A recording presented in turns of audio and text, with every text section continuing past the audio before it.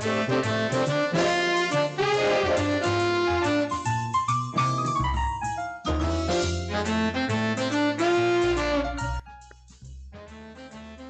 para mahasiswa, Assalamualaikum warahmatullahi wabarakatuh.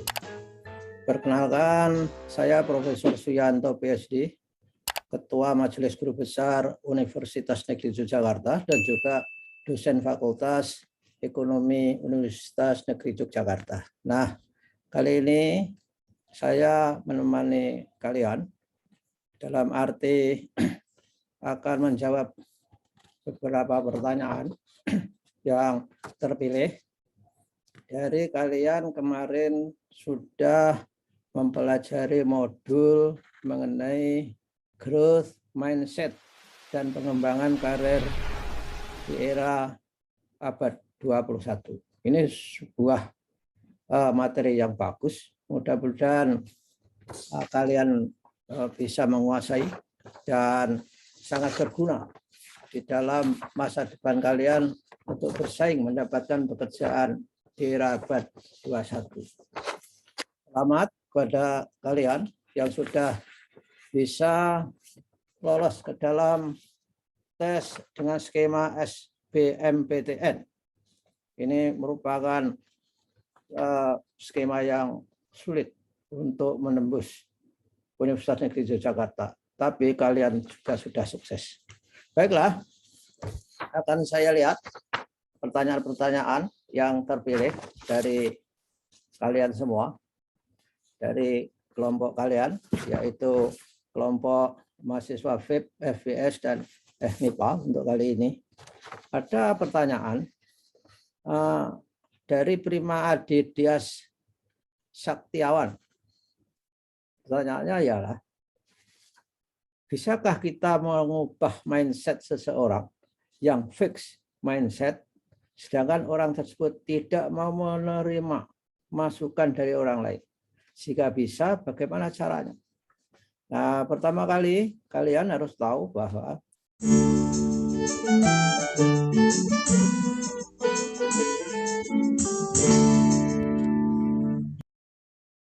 mindset itu tidak bisa diubah, karena semua orang itu memiliki kedua-duanya.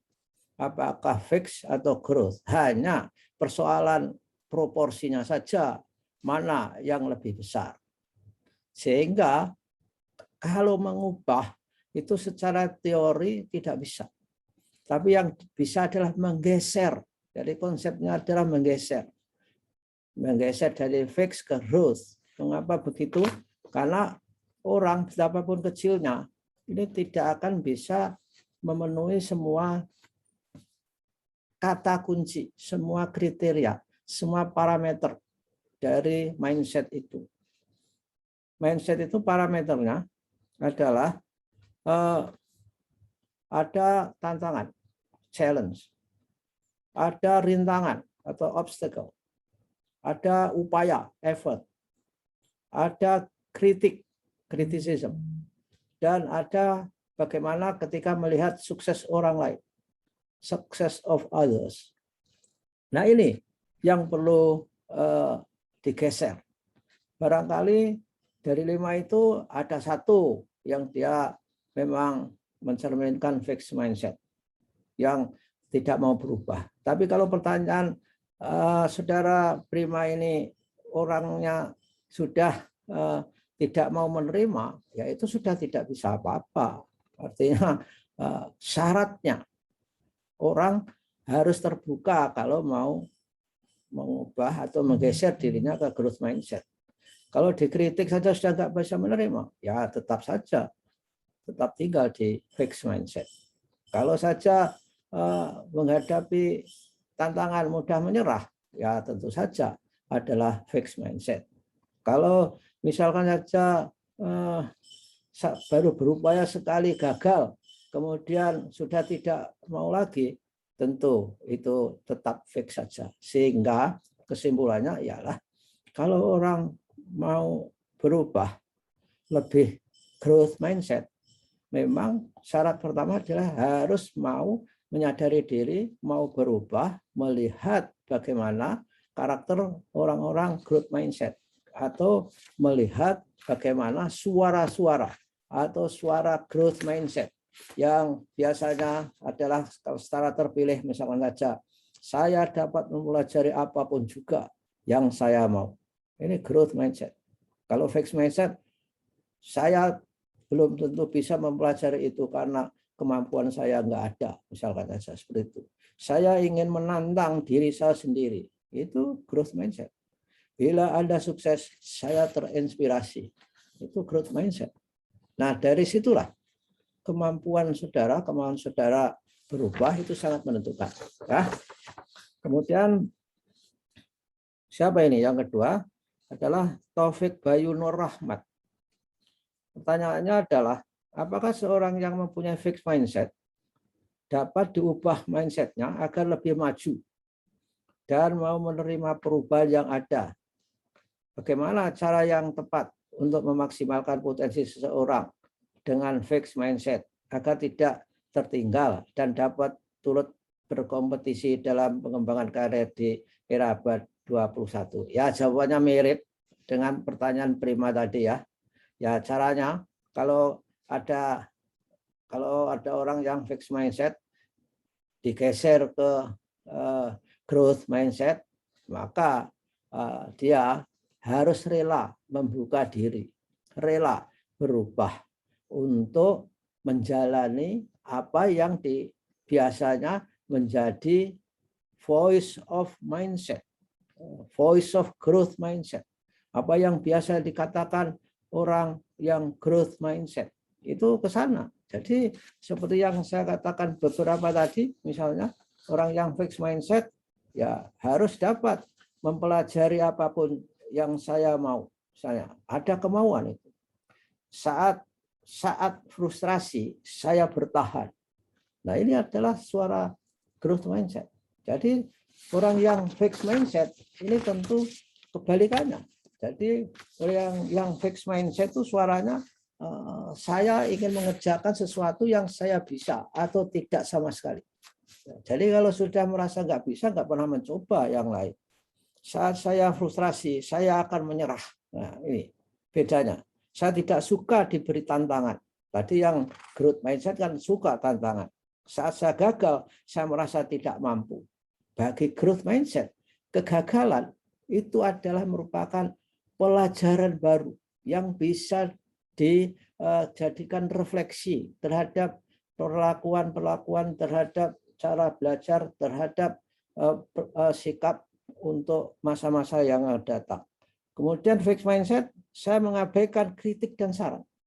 Ini tentu tidak dimiliki oleh growth. Kalau mau growth, ya terimalah kritik. Tapi syaratnya bahwa semuanya itu saudara harus mau berubah. Mau berubah dari karakter yang ditunjukkan oleh mindset kita, yaitu tentang challenge, obstacle, effort, criticism, dan success of others. Nah, oleh karena itu orang-orang yang growth mindset itu memang selalu mengandalkan kesempatan, selalu meraih kesempatan yang disebut dengan opportunity based thinking. Jadi setiap ada kesempatan dia coba. Tapi kalau orang fixed mindset, andalannya cara berpikirnya itu adalah CBT, constraint based thinking. Jadi segala sesuatu itu dianggap ada rintangannya, ada batasannya. Kalau growth mindset nggak ada batasannya sampai langit ketujuh sana. Jadi tergantung upayanya, tergantung usahanya, tergantung belajarnya. Ini yang membedakannya, ya, gitu ya. Nah, abad 21 kan memang memerlukan yang disebut kreativitas, inovasi. Orang fixed mindset nggak akan match, nggak akan bisa memenuhi itu. Karena kreativitas itu harus mampu memecahkan masalah, mampu menghadapi tantangan, mampu memanfaatkan kesempatan, mampu memanfaatkan opportunity atau peluang-peluang yang ada di depannya.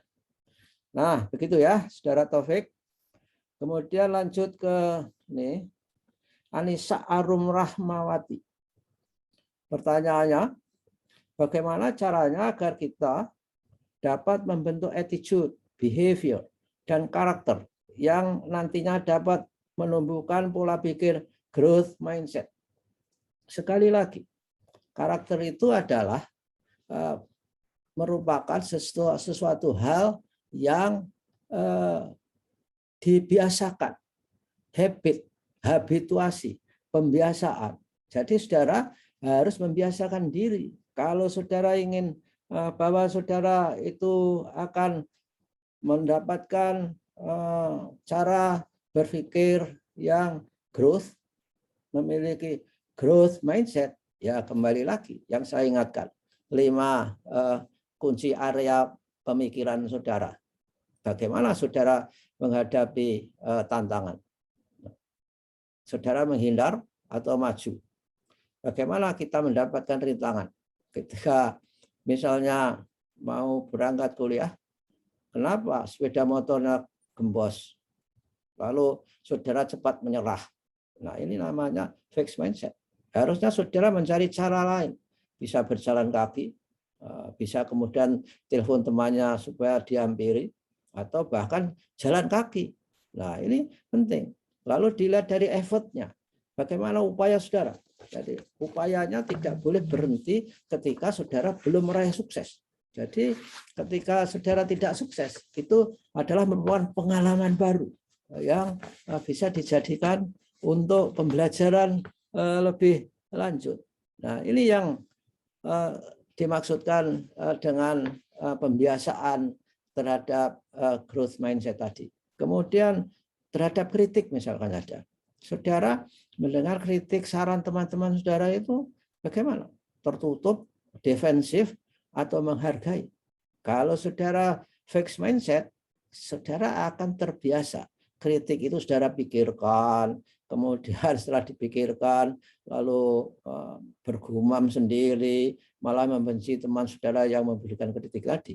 Tapi kalau orang growth mindset, dikritik itu malah berterima kasih bahwa itu merupakan informasi gratis datang ke dirinya dan untuk modal untuk memperbaiki diri. Nah, itu yang habituasi atau karakter yang harus saudara biasakan di dalam kehidupan supaya saudara bisa bergeser dari fix ke growth mindset. Juga terhadap sukses orang lain. Kalau saudara melihat sukses orang lain itu adalah ancaman, nah ini adalah fixed mindset. Orang growth mindset melihat temannya sukses itu tergopoh-gopoh, menyalami, congratulations, lalu menjadi inspirasi bagi dirinya. Lalu bertanya, bagaimana kamu bisa sukses itu? Apakah disertai berdoa ataukah membaca buku lebih banyak? Lalu bagaimana cara belajarnya bisa sukses? Nah, begitu caranya. Ketika saudara ingin mendapatkan karakter yang mengarah pada growth mindset. Sehingga orang sukses itu menjadi teman saudara, dan menjadi teman yang sangat akrab, tempat bertanya, dan tempat berdiskusi. Sehingga sesuai dengan nyanyian-nyanyian religius yang mengatakan bahwa wong soleh kumpulono. Orang soleh itu jadikan teman akrab di situ. Sehingga kalian akan bisa belajar dari orang-orang yang baik, orang-orang yang sukses itu. Nah, berikutnya, Nasita Hanifah. Apakah individu yang sudah memiliki tipe growth mindset bisa berubah menjadi fixed mindset? Jika bisa, maka apa saja hal yang dapat mempengaruhi perubahan tersebut dan apa upaya yang harus dilakukan untuk mempertahankan pemikiran yang growth mindset?